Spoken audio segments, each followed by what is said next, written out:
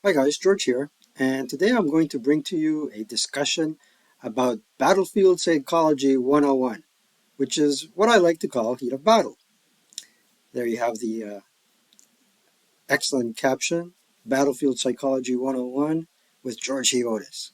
And today I'm dressed as your favorite professor, I hope. Uh, Having been to university, I can tell you for a fact not all professors prefer a shirt and tie. And this morning I also shaved with a safety razor. Still have a fountain pen somewhere around here. Oh, here it is, right? So I can take notes in my journal. So it helps. It all helps, and it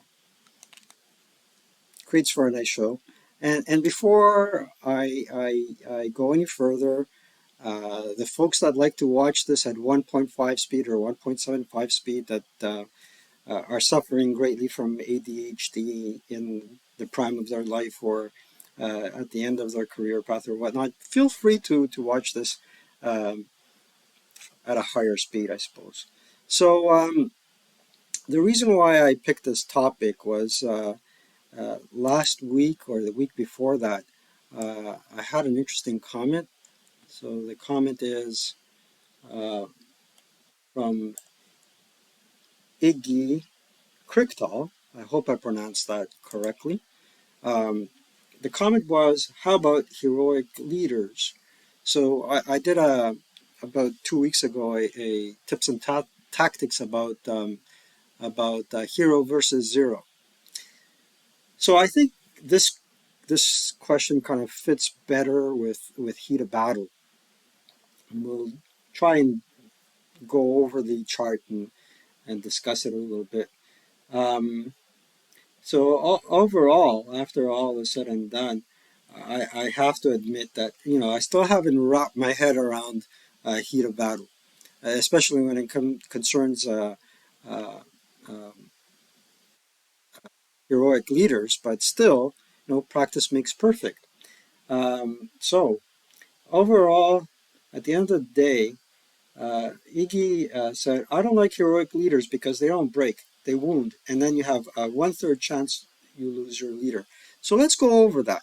Let's go over that. And I'm not disagreeing with Iggy. I just think that this was a really interesting discussion that took place in the comments. It was very constructive. And it motivated me to do this video. So thank you, Iggy, for the question and the comments. Uh, I also want to thank Burbs, and Burbs is a childhood friend of my younger son. I should like his videos and give him a little heart. Why not? It's always interesting when you have a Zoomer fan base associated with a Boomer game. It's really remarkable. So thank you, Burbs. Don't think I just because I forgot to press that like and love button doesn't mean I didn't like your comment. I appreciate it, and I appreciate everybody that watches these videos. So let's get down to the board. Let's go into our Vassal game map and talk about, well, for starters, heroic leaders. So, what happens now? What happens with a heroic leader? How does a leader become heroic? You might ask. That's a very profound and interesting question. So let's get to the heat of battle tables. Let's see if we have that heat of battle. Oh, there it is, heat of battle.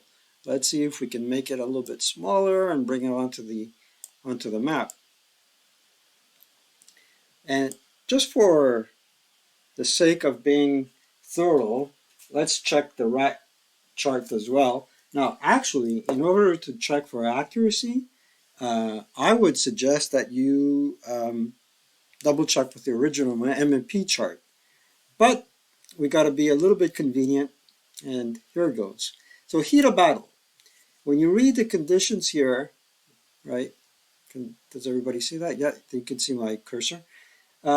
Heat of battle, capital D, capital R, follows any original 2 NC Rally DR. Not applicable to Banzai, Berserk, Climbing, Crew, Hero, Human Wave, Pangy MC, parachute, PRC, self-rally, swimming, unarmed, waiting infantry/cavalry. So you read that self-rally thing and then you say to yourself, wait a second, a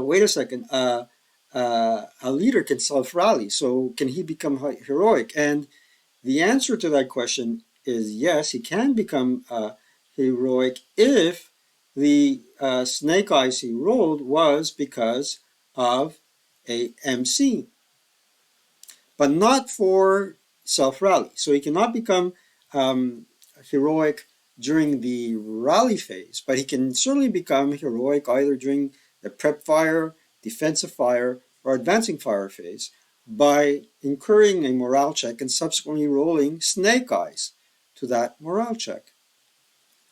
So here we come to what Iggy Krickdahl hates, right? So just to be perfectly clear here, let's slide that off. This is a hero. He's not. He cannot become a a, a hero the second time around. But let's say Steiner bore the brunt of a fire group here, okay? And they score a morale check. He rolls snake eyes. Let's see if we can maximize this because we're not going to be rolling dice right now. We're doing everything hypothetically. So if that was the case, we'll need a hero counter.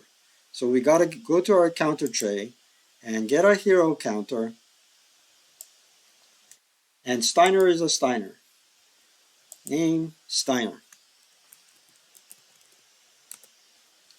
And technically, according to the rule book, where we discusses a heroic leader, Alpha 15.21, you're supposed to mark that leader with a heroic counter to make sure that he's heroic. Now, having said that, I want to see if in heat of battle, we can make him heroic. So let's see. If we just do this and right click on the counter and say heroic, that is more clear, right? That is more clear, I think. Now, for those that have a bit of a memory issue, I would do this because his morale should be a 9 now, not an 8, if I'm doing this correctly. So that's pretty much it in terms of the mechanics. Now, what's interesting to note is, according to the rule book, okay, that leader retains both both hero and leader qualities. It's as if he's one, okay? They cannot combine DRMs, but if this counter here, remember this counter is one unit, not two. If that leader is killed and he's stacked with a lower morale level unit, then that elimination still can cause a leader loss task check or morale check. The other thing that you need to keep in mind is that quality of that hero is that he can't break. If he does not pass his 9 morale check, he will be wounded. If he fails the wound check, he's eliminated. And that's why Iggy Krickdahl says, hey, I hate that because to eliminate a leader in advanced squad leader takes a lot. But to eliminate a hero is more easy. It's more easy than breaking or eliminating a leader, rather. Correct. Now, a couple of nuances. I'm going to pause so I can check out the rulebook one more time. Hold on. Yeah, and this is where I wanted to emphasize something.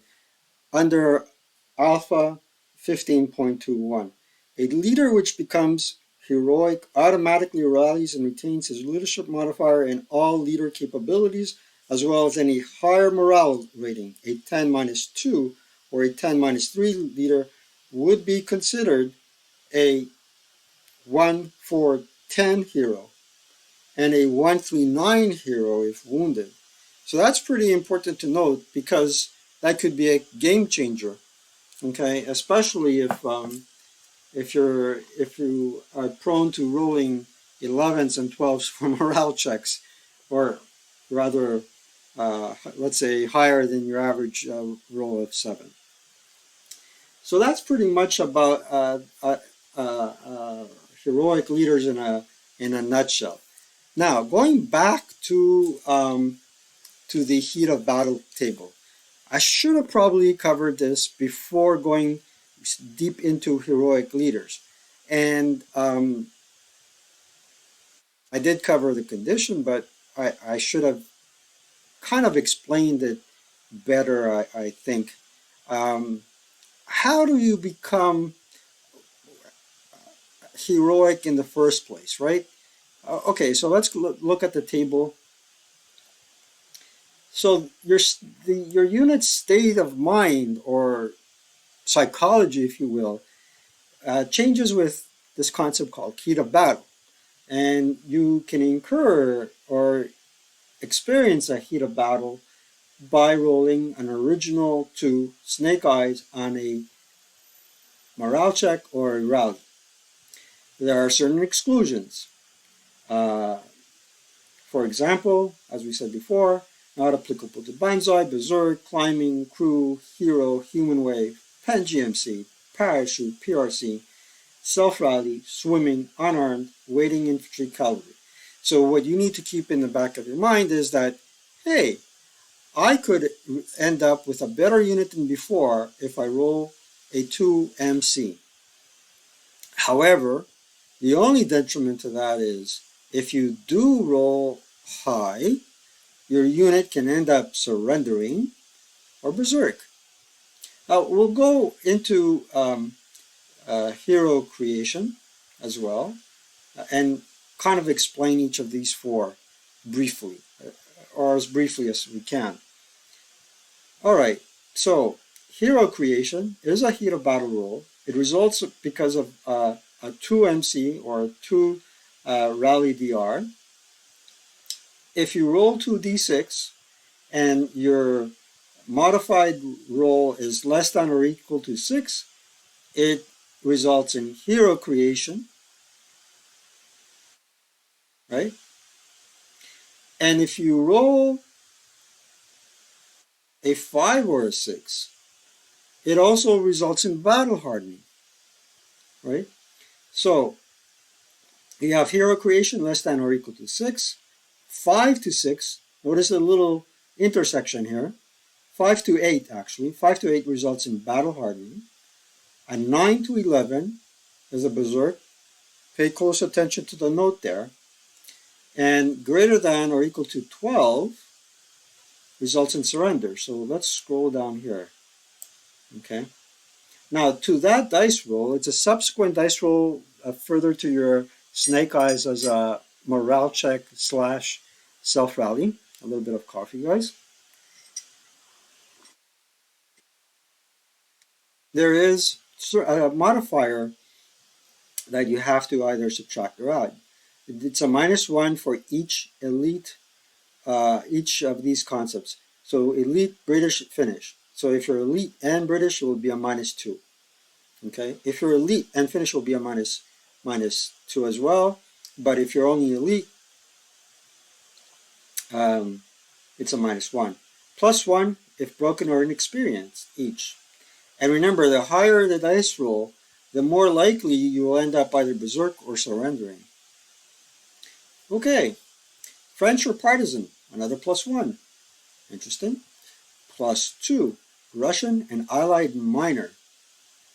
+3, Italian, Axis minor. I'm telling you, the Italians in this game get a really bad rap. So, speaking of Italians, a shout out to Dan Pencadelli from No Enemies Here. I'm not sure if Artie is Italian, but a shout out to him too from Ardwolf's Lair. Okay, more about that later.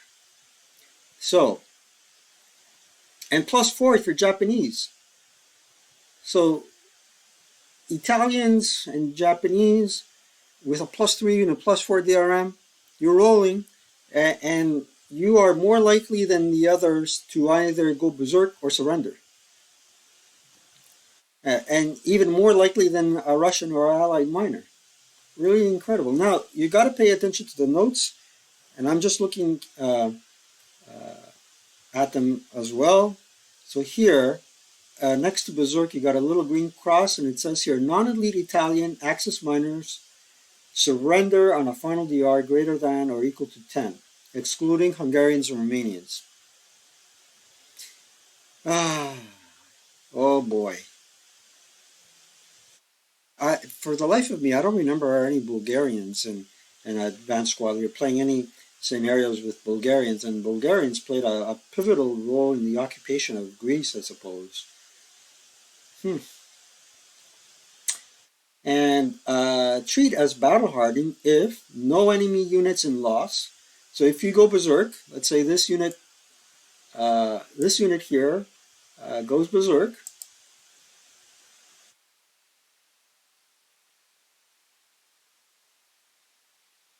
right? And their prep fire phase, they emerge unscathed, and then they subsequently do a tactical withdrawal, all in the back, boink.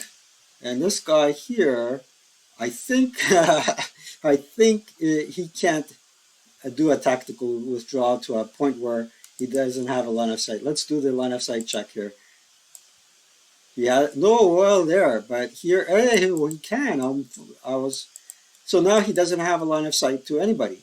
What happens to him? He becomes fanatic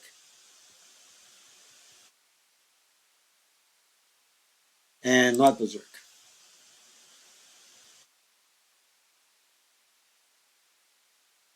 because he can't charge anybody. In the old game, and you can see the modules for the old game over here: Advanced Squad Leader, COI, Crescendo of Doom. I'm not sure about GI Anvil of Victory because GI Anvil of Victory was the precursor to Advanced Squad Leader. So GI Anvil of Victory, it was, you could say, the alpha or the beta version of Advanced Squad Leader. But in the previous modules, you had a unit that was berserk with nobody in their line of sight. He was basically stuck in his location. He couldn't charge anybody. But in Advanced Squad Leader, he becomes fanatic. And we'll talk briefly about fanaticism in a second. Okay, so that's that. Um, so we pretty much covered hero creation. We touched a bit on Berserk and battle hardening. Well, with battle hardening, that roll is between a 5 and an 8. And all that means is you could have a unit that's fanatic and has battle hardened. So with Vassal, it's pretty easy. All you do is right click on your unit, go to heat of battle, and then battle hardening, the 467 turns into a 468 elite, which is awesome.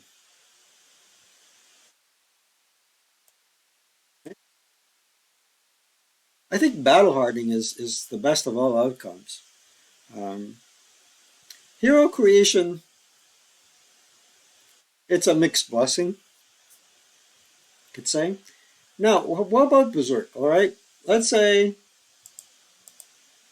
let's bring back our units here.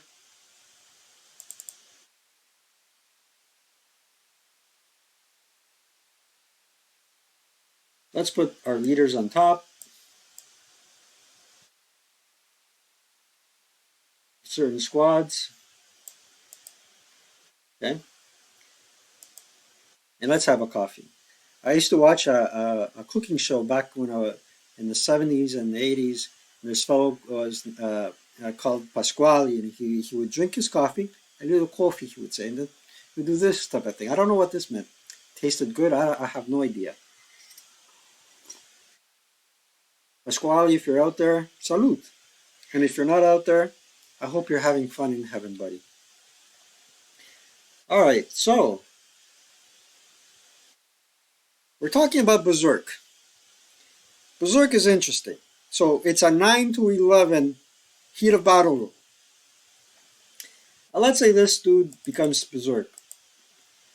Let's say Black did not become Berserk, but the unit below him carrying an MMG becomes Berserk.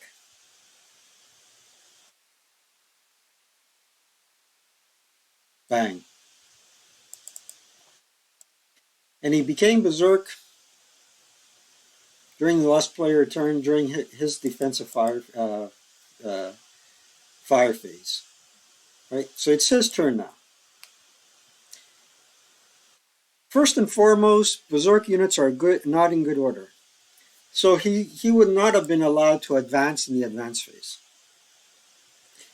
unlike the old game. Then, when it comes to his movement phase, he can only carry one portage point.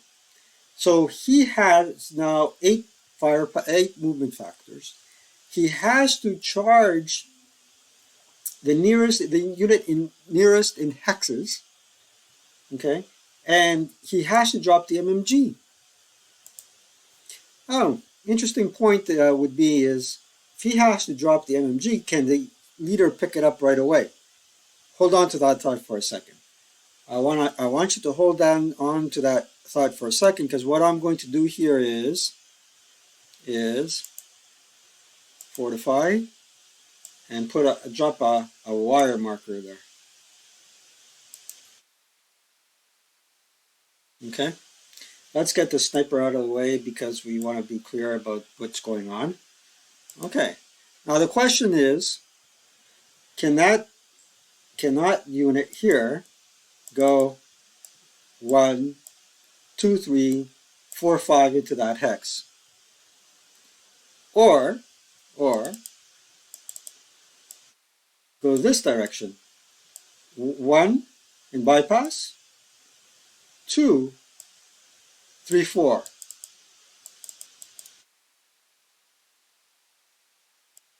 And the answer is no, because it has to be in the nearest hexes. So he has to go right through. He can dash, actually. If the wire wasn't there, and this is something that Dennis and I learned on our own, is he can dash if the wire was not there.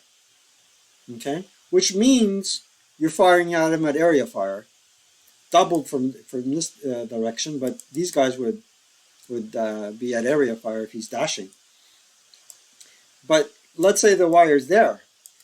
Since he's constrained to the nearest unit in hexes, he actually has to go into the wire, roll a 1d6, and he just rolled a 6. Take my word for it, okay? And he can't, and he's pretty much stuck there. I'm not sure if he can go under the wire for minimum move.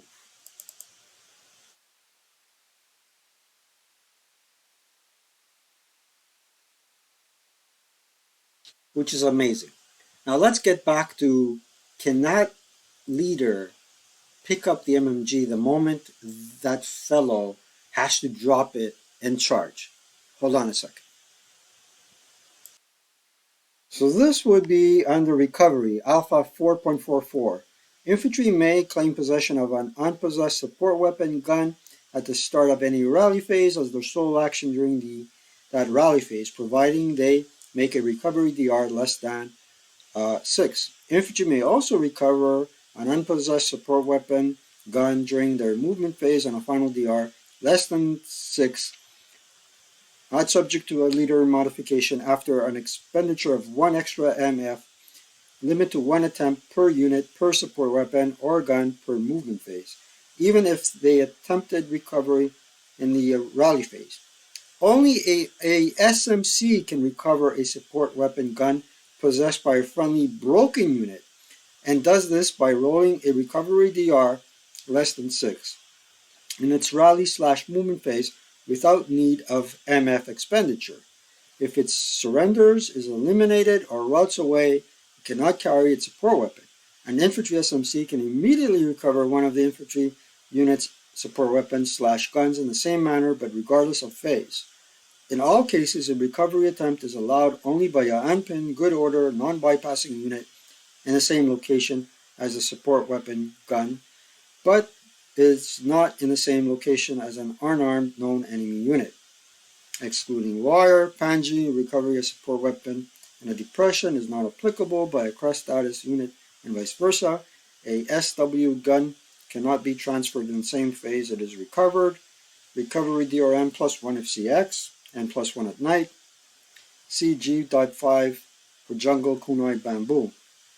Well, it doesn't talk about an instant recovery because of a unit going berserk and having to toss it and charge out in the open. So that leader would either have to, well, it is the movement phase. So technically he can recover it. And he doesn't have to expend one movement factor in order to do so. He just has to roll less than 6. Just for the sake of curiosity, let's see what would happen. He recovered the gun. There you go. All right. So let's say for the sake of this example, there is no wire there. So he declares a dash, and he can declare a dash because he's, just across the road from him. Dash. This fellow can wait until he's in. He can wait until he's in the hex and triple point blank fire at him. These guys will do a 2 down 2 if they want to. If they want to try and eliminate him. This guy just cowered. He rolled a 10, 2 5s. Put a final fire marker on him. And this guy would do a 2 down 2, and let's see what happens there. 8. Rolls a 6 on 2 table. Rolls a 6 on the 2 table. That's a PTC. Berserk units are not subject to PTC. Let's say he rolled a 1 morale check. A Berserk unit has a morale of 10. So let's go MC. Ooh, rolled an 11. Break, and he broke him. Berserk units don't break. They casualty reduce. So half squad, clone, send this guy to the grave. Let's say the cemetery is over here. That's a church. And now he's in there. Boom. He first fired. It was all leader directed. It would have been actually down 3, but anyway. Now he can fire there. He will affect everybody in that hex. But these boys can fire. Now, since we have a heroic leader in there, that is a 5 firepower factor, triple point blank fire, right? So it becomes a 15, goes down to 12 on the IFT, and +1, because this is a non-assault movement, and the TEM is +2. So let's take our 12 up 1.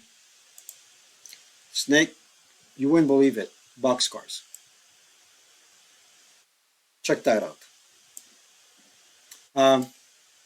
Oh, and the leader, it would be down an even roll, but I still rolled a 12.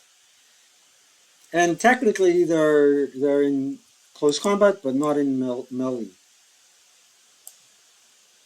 And what happens in the advancing fire phase is this fellow can fire a triple and half. So that works out to 1.5, I suppose. 2 times 1.5. I should know that off by heart, but hey. Be a 2, just the same. 2 up 2. Let's roll that one as well. Roll the 4. 4 plus 2 is 6. On the 2 table, it would be a PTC. Wow. So let's look at our checklist here.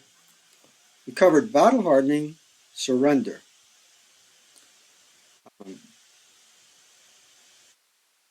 Right.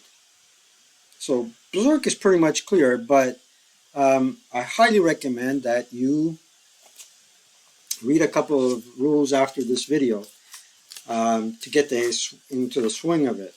Okay, so it's around the 15, alpha 15. And to be more precise, alpha 15.41, 43, 431. Alpha 15.41, 0.42, 0.43, 0.431. That covers Berserk. And there's a couple of other points I want to add. Um, yeah, we covered an example with a support weapon with 4 potash points. Um, let's put this guy back. Let's unberserk him. And make him back into a full squad. Give him back his gun. All right.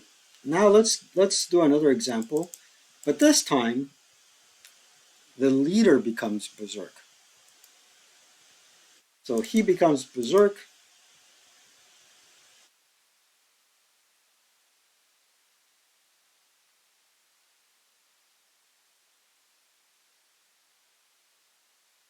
There you go. We resolve the attack, which was a normal morale check. The squad does not break and passes morale. So what happens now is there is a task check to find out if this fellow becomes Berserk as well. And I'll find you the rule reference. Give me a second. There you go. So the rule in question is alpha 15.41. So basically, he rolls 8 or less, he'll become Berserk. Let's just roll it just for the fun of it. Task check. Yeah, he became Berserk. Does he have to drop the support weapon? The support weapon is LMG. He can carry it. And again, they're governed for the charge. They're governed under the same rules. They have to charge in the nearest axis, so they can either go S7 or R7, and boom, go in there.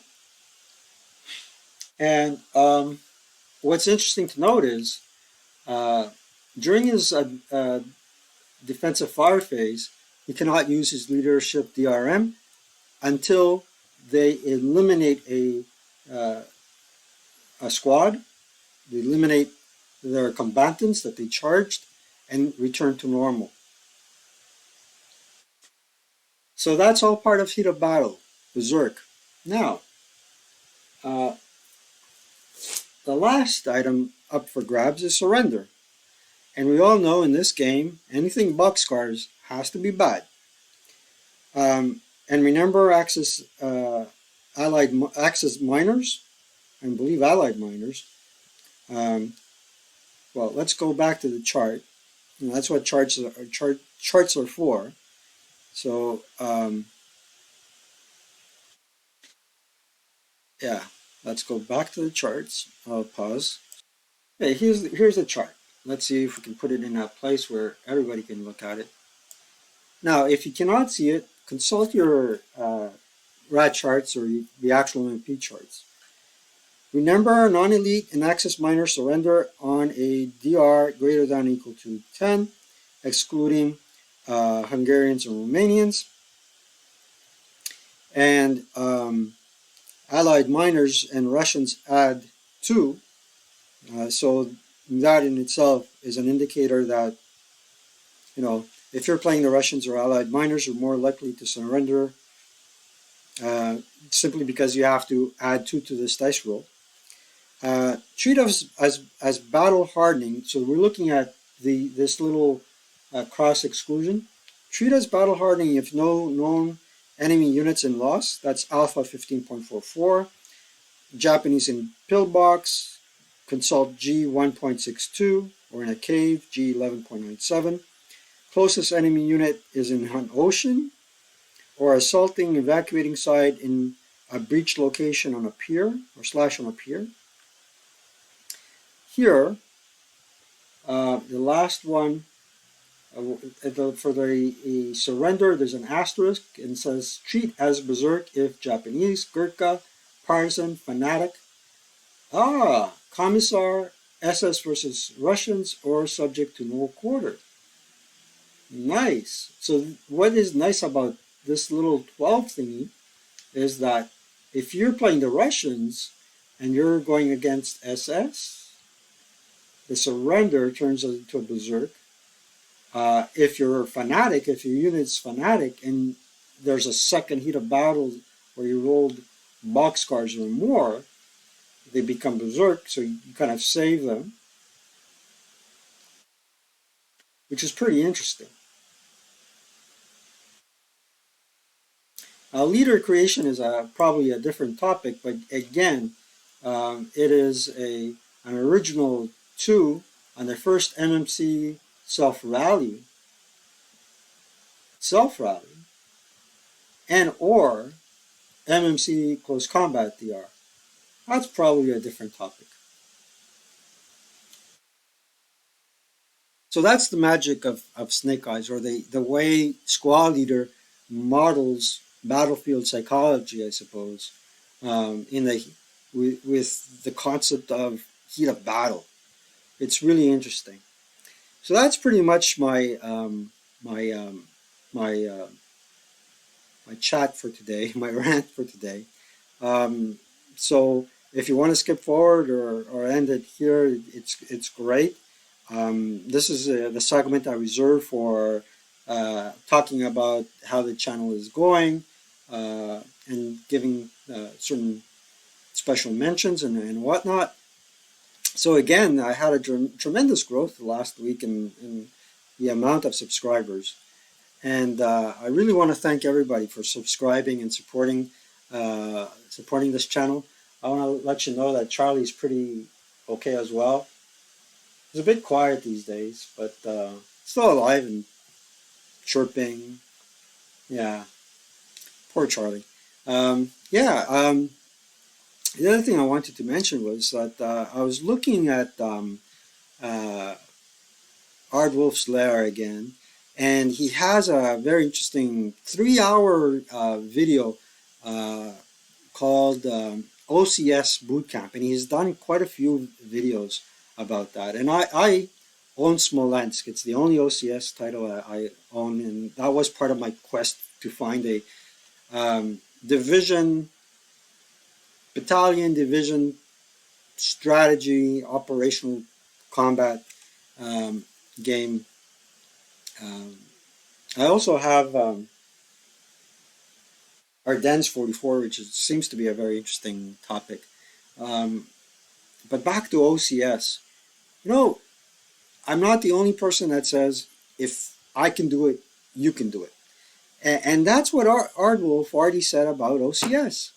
And you know, I have to hand it to him. You know, it takes a lot of courage to say that, and you know, it's a mark of honesty. And if you're honest, I think that is a remarkable trait. Now, we all say little white lies, you know. Yeah, you look beautiful. But hey, that's part of human nature. But to stay on a righteous path, it's pretty hard these days. And if you're honest like that, wow, it says a lot about a person, a lot of good things about a person. And the other thing that I found out was, remarkably enough, no, by accident, I found out that Grumple Jones has linked his blog to my channel. Unworthy. It's really an honor. And then, unbeknown to me, really, um, Artie had mentioned this channel as the channel of the week on his channel 9 months ago. I wasn't aware of it. Thank you to both of you, to Grumble Jones and to Artie. Um, yeah, it's really a blessing to be, have some sort of success in this respect. Um, so what else? Yeah. So I'd like to thank all my subscribers, new and past. Uh, I'd like to thank Iggy Krickdahl for you know being a loyal fan. I'd like to thank Peter Bergs as well because I noticed that You were one of the first persons that subscribed pursuant um, to Artie making a channel 9 months ago, the channel of the week. That's an honor. Like I said again, I'm repeating myself, but I have to. I find I have to. Um, Plus, I wish I could thank everyone individually, but we'll see what happens. And now let's not forget about Bergs. Bergs, Bergs are Bergs and the squad of young men that are now in grade 9, high school, or about to begin high school in a couple of weeks, a couple of days. Uh, Friends of my youngest son, Yanni. Um, I like to give a shout out to them and thank them as well for watching my videos and expressing an interest in Squad Leader. I'm not too sure if they're interested in wargaming, but Squad Leader certainly is something that appeals to them. I hope it appeals to them from a historic perspective. Um, Although that event happened over 80 years ago, there's a lot of lessons to be learned from that are still valid today. Um, uh, Someone from Spotting Rounds, I believe, mentioned I'm one of the few people that look at the aftermath on the scenario card. And the reason why I do that is because sometimes there is a hint there as to what you need to do tactically to win the scenario card. So if you're not looking at the aftermath on the scenario card, you're selling yourself short in two respects. One, you're not getting what tactical advantage the actual commander used to win, or what mistake they did to incur a loss. And then you're selling yourself short from a historical perspective as well, because there is a large history component to this game. So at 42 minutes, I ran 15 minutes into overtime because usually I'd like to keep these videos 30 minutes or shorter. I think it's a good video. Share, subscribe, and mention it to a couple of folks that might that might be able to profit from it. And I bid you a good weekend and hearty farewell until we meet again. Take care. Roll low, especially you, Mark Dennehy. Work on it. Take care.